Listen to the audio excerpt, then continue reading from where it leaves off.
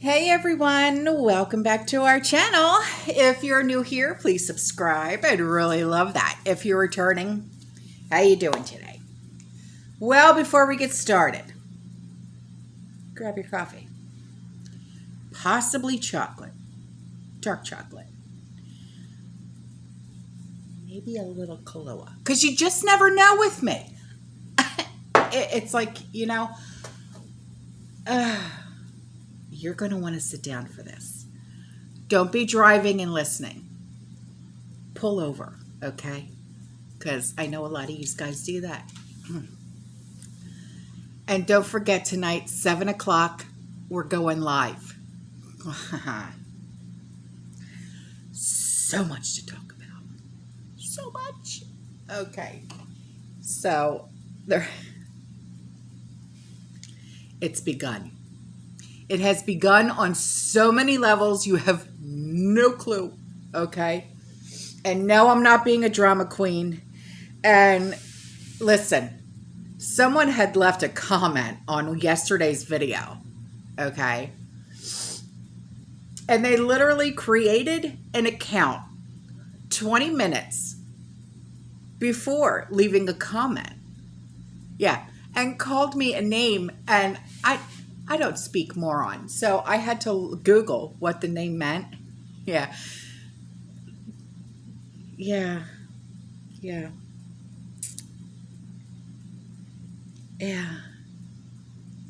So I'm not even gonna give you the time of day, okay? Just stop with the name calling. It's not funny, no, especially when you're talking to someone my age, okay? So anyways,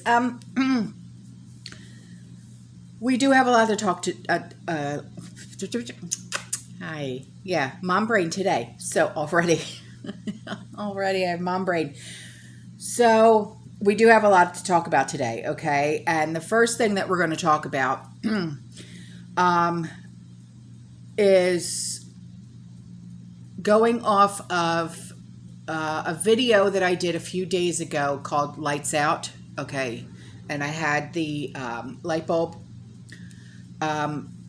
Okay, well, the subscriber that gave me that information, she has more information, okay? And she came back with it. She said, well, here we go. On Paul Begley's show, I don't know who Paul Begley is, but this is obviously someone that she follows, okay?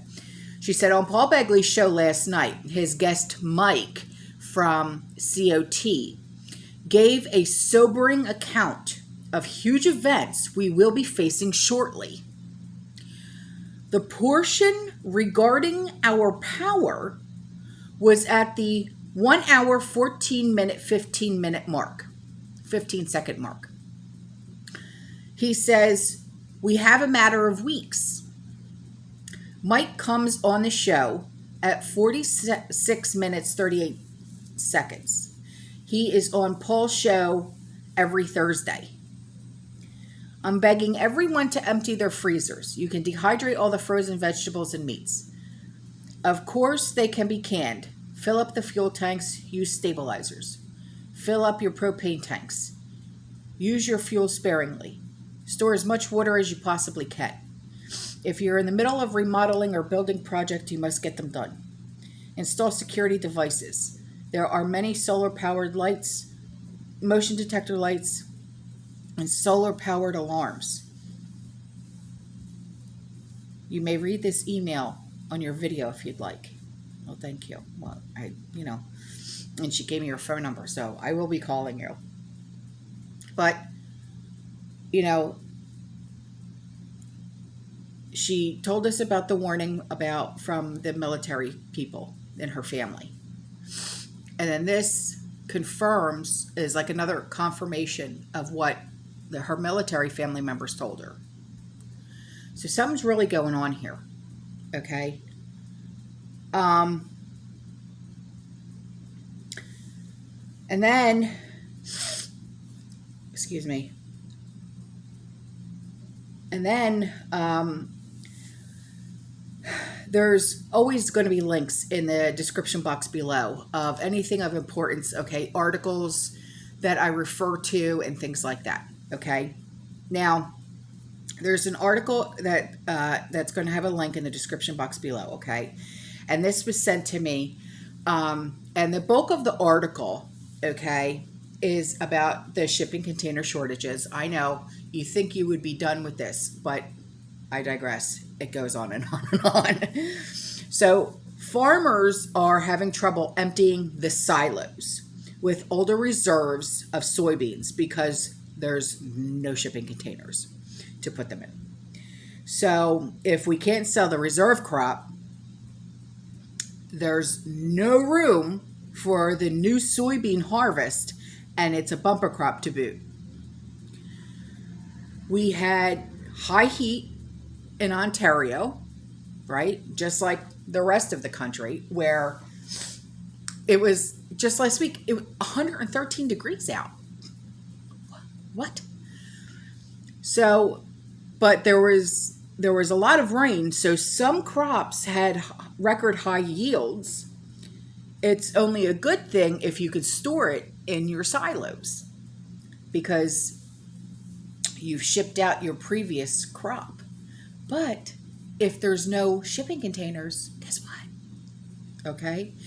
But either way, bad crops equal higher prices, or great crop, but you can't ship it, equals higher prices because it just goes to waste. And a lot of stuff has soybeans in it. Okay? So that link will be in the description box below. Then this. Okay? This link is in the description box below. It's a long article, but the meat and potatoes is this. It's labor shortages, okay, from farm workers, fruit pickers, truckers, meat processing, and slaughterhouses. Bonuses, incentives, higher wages, just to try and lure people to less desirable jobs. And I've heard of this, like McDonald's and like fast food places, they're giving like $100, $200 sign-on bonuses if you just promise to work like for 3 months. Yeah. And it's like, are you kidding me? You're paying people just to show up and work for a couple of months?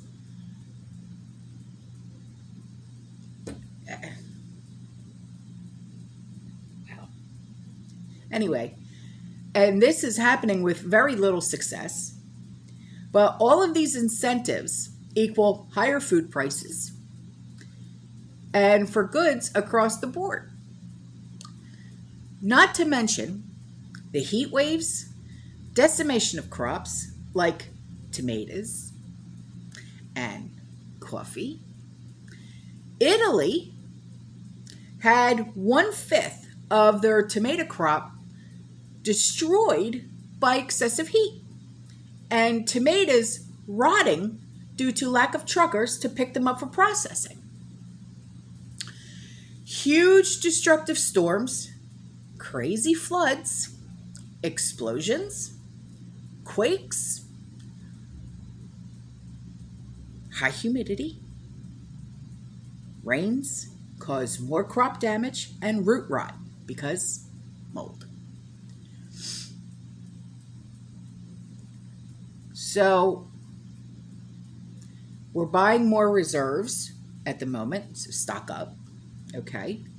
Palm oil is taking a hit. That's used in margarine and so many other foods that we buy that you just don't realize, okay? The Army is assisting in rice harvests as we speak due to lack of labor help. Our military. Let that sink in. There's more, but this alone paints a very bad, sad picture. Now, barley yields in Western Canada are extremely low. So I guarantee barley's price is going to go through the roof.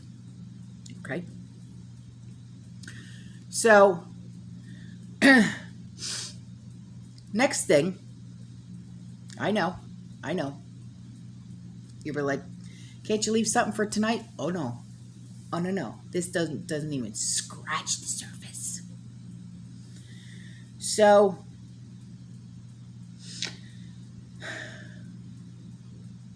let's touch on what's going on, with the hurricane that just passed, okay?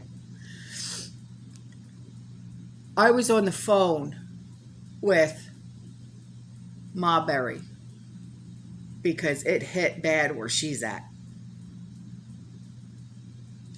She sent me pictures of what was going on during the storm inside her home.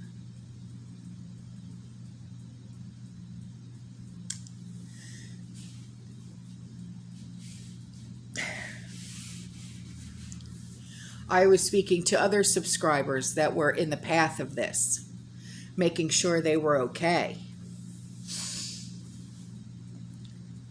Just give me updates. That's all I said. Just give me updates. I just want to know, make sure you're okay. I just want to know you're okay. That's all I wanted to know, I was speaking to family because, we still have family in New Jersey, Pennsylvania, okay? We just wanted to know, are you okay? So this was literally biblical, some would say. The flooding in New Jersey, New York, Pennsy. There's videos out there that are showing what I worried about, Jason, the angry prepper, because he's a fireman.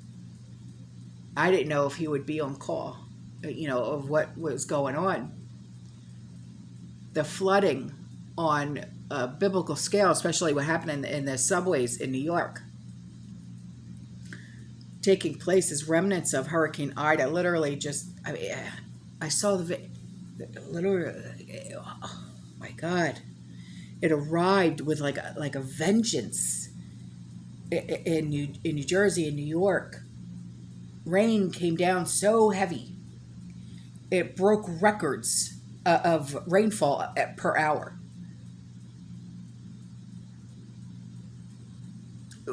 Was this worse than Katrina or no?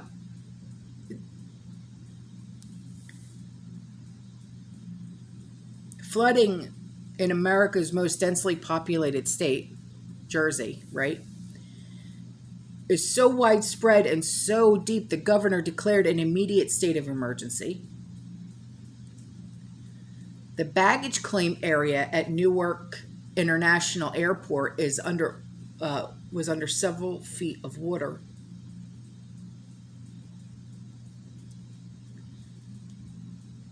Flooding was so bad in New York City, the subways had to close because they were under 5 to 6 feet of water.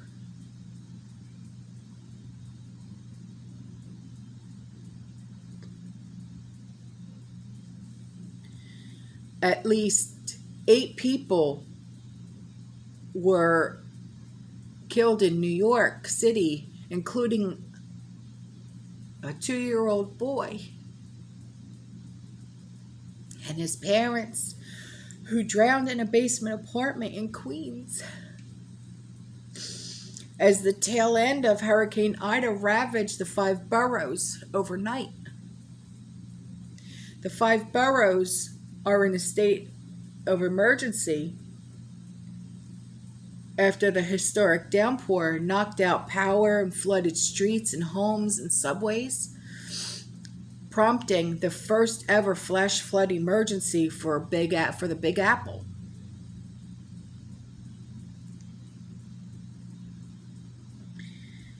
Many major city streets were impassable because of the floodwaters. Ground level apartments throughout New York City were flooded with water pouring in off the streets. Now, the National Weather Service in New York City made history twice in 2 hours.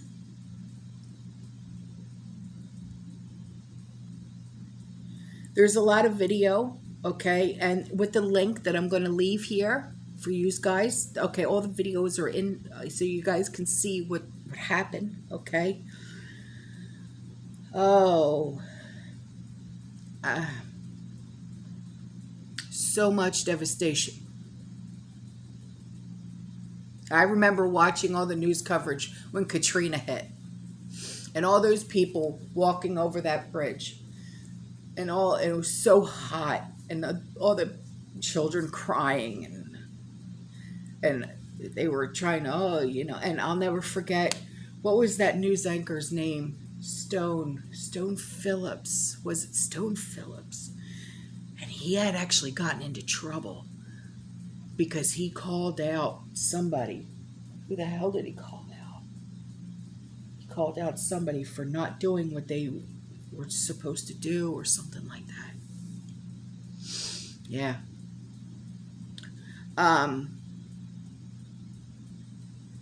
Anyway, two more things, okay? This email was sent to me by a subscriber, okay? And she said, please don't say my name, and I won't because I value her privacy. She said, I am a new subscriber and know you and some of your subscribers are with T-Mobile, which, yes, I am. Okay, I've been with T-Mobile 18 years. As an employee, I feel the need to let you know that they have given us until October 25th to get the arm candy. They will reassess at that date to let us know if we can keep our jobs at that point. If we do not get the arm candy, many employees may be leaving, which will be longer hold times or getting outsourced. Please do not release my name, as it could get me into trouble. But I feel, as a human being, it is important to let you know a possible impact. Thank you. Well, thank you for letting us know. It's very much appreciated. Well, before you know what? The other link will be in the description box below. Okay, it talks about a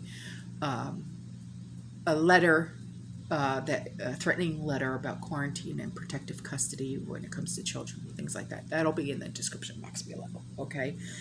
All right, guys, I'm out of here.